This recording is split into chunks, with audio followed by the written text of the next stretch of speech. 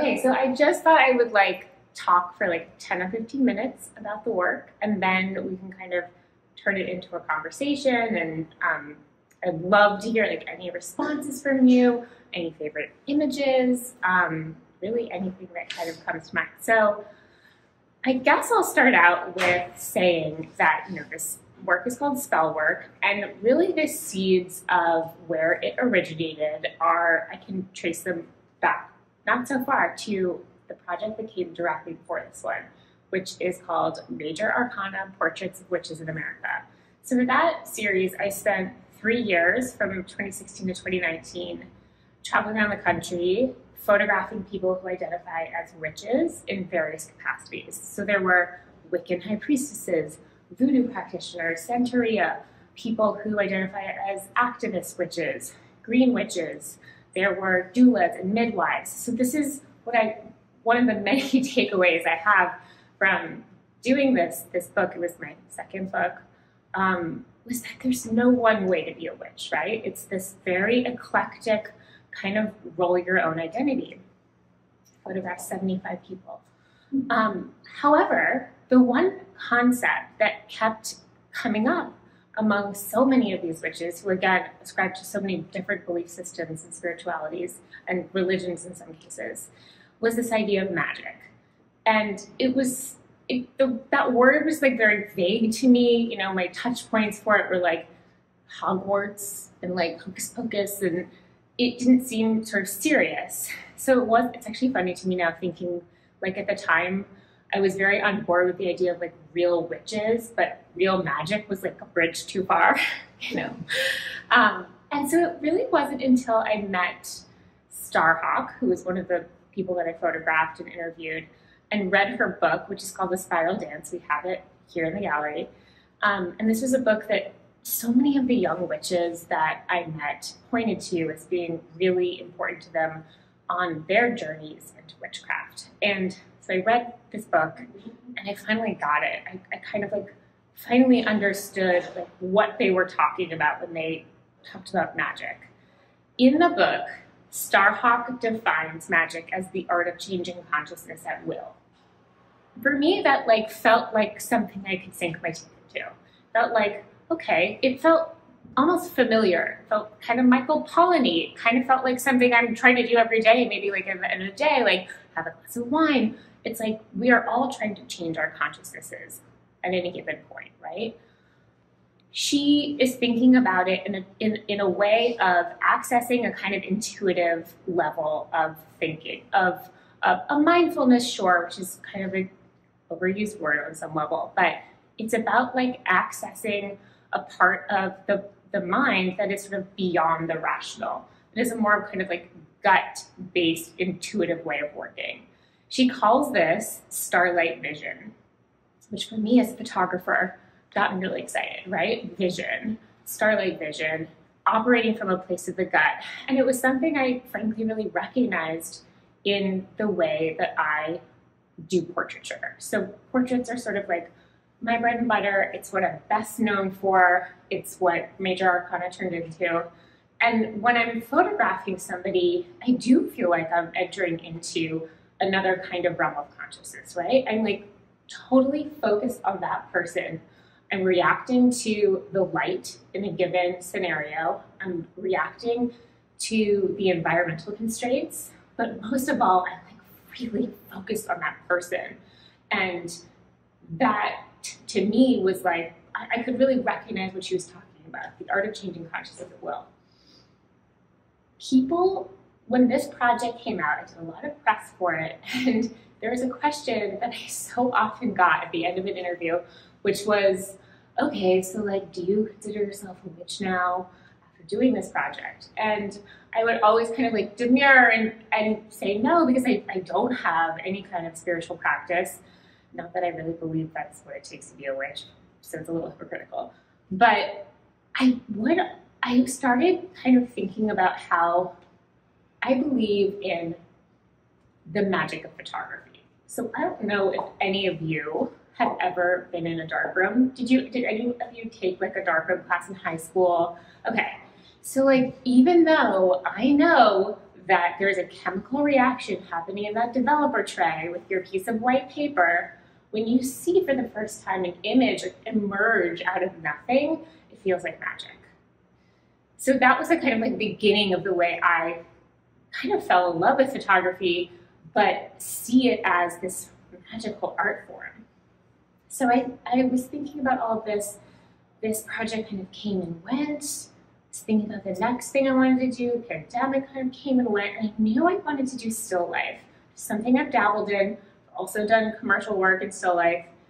But I wanted to kind of push this idea of magic is the art of changing consciousness at will, but as applied to a creative art practice. Is an art practice a creative drive, a creative intention, a kind of changing consciousness, right? Is it magic? And so I started out concepting this idea of like doing a still life series within the boundaries of my studio space. So for those of you who don't know, a photographer studio is usually a blank white box that is, you can do anything in. You can have very dramatic lighting, you can have really high-key bright lighting, but you're literally conjuring something out of thin air on your studio set. So that's kind of where I started. I wanted to kind of create incantations. I wanted to use the studio set as a kind of altar that I would come to and almost have this like ritualistic experience. Now we weren't doing anything that you might think of as like a witchcraft ritual, but to me, in my definition of magic, it felt like that. So what were the ingredients of these magic spells? Flowers. Flowers were the thing that I mean, look, everybody loves flowers. Nobody's like, flowers, but like, I really love flowers. I love growing them or attempting to grow them. I love like living with them in my house. I love them on my wallpaper. I love them on my clothes, not today. But I knew that I wanted them to be the star. I also think it's interesting that like flowers are almost the most kind of ubiquitous subject in art history, aside perhaps from like the female nude. And I was like kind of digging into this a little bit. In the 16th and 17th centuries in Europe, women artists were not allowed to study nude figures so that they could, render them in mythological or biblical depictions, but they were allowed to paint flowers, right? Or still lifes, tabletop food, things like that, fruit. And the more I looked, the more I found artists who I felt like were taking the flower and making it and bringing it beyond something merely beautiful, right? There's an obvious beauty of flowers, right? But there are artists like Clara Peters, if anybody remembers her work, who are transcending the just obvious beauty of a flower, right? For example, there's this one still life that she did. She's this Flemish 17th century artist who did these flowers and still lives, and there's an image with a golden goblet in it. And if you look really closely, in the sheen of like the window reflection in the goblet, she's painted her self-portrait. So a reflection of herself in this tiny, it's like a couple inches. And it's hazy and you can't quite make it out. But that to me is like, yes, that's something she's imbuing herself in these images. So the ingredients of my magic spells, right? Flowers were essential, but I also wanted to call in the kind of magic of photography. And I wanted to do that almost like optically, because like photography is this kind of alchemy of vision and light and glass. And I wanted to find materials to include in the floral still lives that were glittery, plasticky, iridescent, that would kind of refract against the lens or create prisms or spectrums. Like I wanted to kind of call that into the photos. So remember, and I worked with a friend of mine who is an incredible prop stylist and floral stylist, and she helped me source a lot of the flowers. Most importantly, many of them come from my backyard. Some of them come from the Chelsea Flower Market. I don't care what direction it's in. It's like a walk from here. Some of them come from Sweet Earth Farm in Pound Ridge, if any of you know Xenia. But I really wanted it to be kind of open-ended in terms of like which flowers. I didn't want to go by like a really prescribed, say like Victorian florography framework. I didn't want to just use plants that have like medicinal properties. I wanted it to be open-ended. I feel like everybody has their own relationship with flowers, individual flowers, like I certainly do. And so I wanted there to be an open-endedness. So the night before the shoot, the first of the shoots, we photographed kind of through a growing season. I was like scouring my house for these like magical photographic objects, right? Like plasticky things, iridescent. And I wound up in my daughter's playroom, which, you know, Virginia, like she's really, really girly. She really loves glittery stuff and dress up. And I pulled out objects of hers to add to the pictures. So like this image behind you, Leah, that's her tutu, her glittery tutu that I'm like waving behind that thing. That's her dinosaur figurine on the picture to the left. On that first picture down there, that's her hair elastic. So what was so interesting to me through the course, and okay, just to step back for 1 second, allowing myself to like do that the night before a shoot, like that's like not how I work. I'm a planner. I'm like a to-do lister. I'm a like, here are the props, this is what I'm gonna do. But I really wanted to work from this place of intuition and like allow myself to just kind of play in this studio set, right? And so I pulled these objects and it was really amusing and fascinating to me that like she, my daughter, is in every single one of these pictures. And I think that really speaks to, I think there's kind of a tension almost between like a beautiful flower that feels like this classical still life with like bubbles. And like it's something about it doesn't make sense, or there's a tension there. Like this like beautiful branch of this bleeding heart with like Necco wafers, right? Like these like candies that are just like pretty in pastels, and her stickers, which aren't perfectly adhered. They're like put on there like a kid would slap them on something, right? And so to me, that kind of tension speaks to the tension I feel as an artist and a mother, and how those two aspects of my identity are often at odds with one another. And I think like the pictures are kind of an attempt to integrate them, you know, to have them be at peace with each other, to think about the way that Virginia like demands that I play with her or play make-believe. And it's kind of this like reset back to when I was a child, when like, maybe I as a grown-up like don't really feel like playing, but like I have to. And there I am like on the floor playing with her. So there's just something so humbling about that, and this idea of play and enchantment just feels like it's a really important part of the series. If that makes sense. So yeah, I mean, I'm trying to think if I covered all of the things that I wanted to say right off the bat, but I do see these pictures as kind of like incantations, as the studio set, as this altar that I created these kind of magic spells. And all of the titles come from Starhawk's book, Spiral Dance. That was the sort of initial source of inspiration for this idea of magic. And I love the titles. I actually like have to get the title list because I can't remember them all off the top of my head. But they're all from spells and rituals that are cited in Spiral Dance. So that's sort of like what I wanted to like just kind of intro with. But if there's anything I would love to know, like images that jump out at you, if this sounds like something sounds kind of familiar to you, as some of you are, I know, very creative people. Yeah. I do really enjoy the tension between like the childhood elements and like the whimsy and like the kind of sweetness of it, with the understanding of like Dutch master like paintings and like, you know, those beautiful floral arrangements where like one of them is dying and it represents like how life is fleeting, and like there's like, you know, fruit that's rotting, you know, like they're often so much about like impermanence and mortality. And then this is like kind of like flipping it a little bit and having it be much more like sweet. And I mean, some of them aren't totally sweet, but like just like a quick glance, like they do remind me a little bit of childhood, like sort of, and like the magic of childhood. Yeah.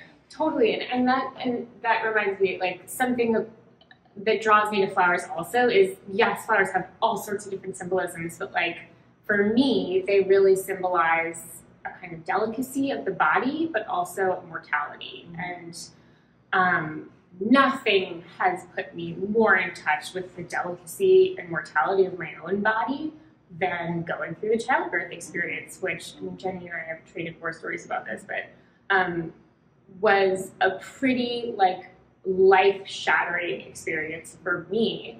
And so I think that feels like that's part of it too, you know, that sense of mortality, and also like the sense of your child's mortality. Like, not to go so dark, but that's always in the back of your brain too, right? Yeah. But then the kids never think about that. Of course not. Unless they're watching like Frozen or something. Parents are gone. Totally. Yeah, absolutely.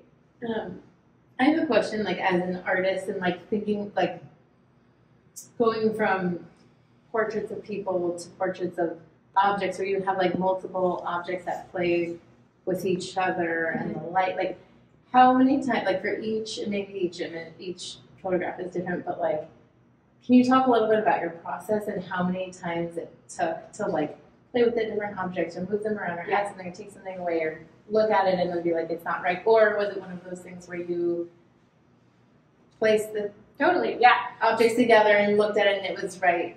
So I always started with the flower, and I would select like whatever specimen of the flower or botanical that was most exciting to me, and then I would build the set around it. So figure out the background, and then light it. So like to light something right behind Andy, this darker image, is really different than lighting this. A lot of them also were natural light. We got so lucky. I think we shot this over the course of 6 or 7 days, 8 or 9.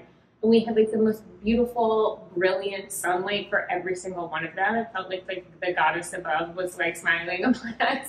And so we had these amazing setups with like mirrors, like refracting beams of direct light onto the set. We had to move it, you know, as the sun shifted. And so yeah, I guess it was like starting with the flower, building the set, figuring out the lighting, and then figuring out what the kind of, I see them as like interruptions from the child, right? These like childlike interruptions. And so often those interruptions are plasticky materials, right? And plastic is this thing that comes up in a lot of the images. Part of that is like the optical, like it's optically interesting to me. It plays with like the glass of the lens of the camera in interesting ways. But also I feel like plastic is this like inevitable material of parenthood. Like, yes, like I buy the bamboo cups, but like, yes, I also have the Ziploc bags. You know what I mean? And the like silicone in this, it's like, it's this inevitable material of parenthood. It also feels connected to mortality on some level. And it to me kind of symbolizes both like a kind of container, right? Plastic is often used as a container, but also kind of a shield. So that's why there is a lot of plastic pictures. It's really interesting that you use that word interruption too, because one of the questions I was going to ask, I was like, on your newsletter too, I was going to ask you to expand on this idea of like how you describe the tension between being an artist and being a mother, and how this show is kind of representative of that. But I think becoming a mother can also be an interruption to, right, to your career as an artist. And it's like in the literal sense, but also in like other ways. So can you talk a little bit about I mean, I often feel like those two sides of my sort of selfhood are at odds with one another, right? Like there's such a demand from a child, whether or not they're present, for attention. You know, part of your brain is like always thinking about like, is my kid okay? You know, is that cough like a bad cough? Is she gonna wake up tonight? Like, am I gonna be able to go to work tomorrow? So it's like there is a kind of constant like interruption in your mind by a child, whether or not they're there. But like ultimately I feel, so she's almost 6. It feels to me like the series feels like triumphant. Like it feels like really integrated to me, and like, I don't know, like I feel like kind of phoenix-like, like coming out of the last 6 years, coming out of like this like horrific childbirth experience, truly, through the pandemic. And like, this is my first body of work that I've made since Major Arcana, which I finished the year she was born. So it's like, I don't know, it feels like this integration of those two sides. And I don't mean to be like it's all, you know, glitter and giggles all the time. Surely not. Definitely not. She like peed the bed last night in the middle of the night. So like, but that being said, it feels like I've figured out how to like strike a balance on most days between, you know, those tensions.